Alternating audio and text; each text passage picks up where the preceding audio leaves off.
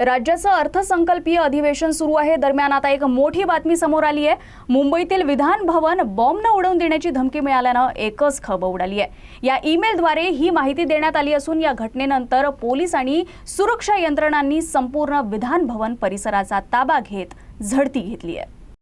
मुंबईतील विधान भवनात सध्या अर्थसंकल्पीय अधिवेशन सुरू आहे। या अधिवेशनासाठी राज्यभरातील मंत्री, नेते विधान भवनात दाखल झालेले आहे। त्यातच आज सकाळी अचानक धमकीचा मेल मिळाला।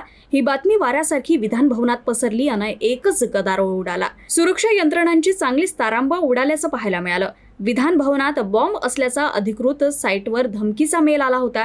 त्यानंतर एकच खळबळ उडाली। बॉम्बच्या धमकीचा मेल मिळाल्याची माहिती मिळताच पोलिसांनी आणि बॉम्ब शोधक पथकानं तात्काळ विधान भवनाकडे धाव घेतली।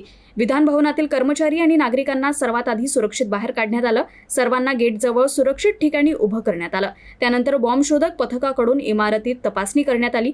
मुंबई पोलिसांचं विशेष पथक, बॉम्ब शोधक आणि नाशक पथक यांनी विधान भवन परिसराची कसून तपासणी केली असून अद्याप कुठलीही संशयास्पद वस्तू आढळून आली नाही। तर हा मेल कुठून आला याचा तपास सुरू आहे।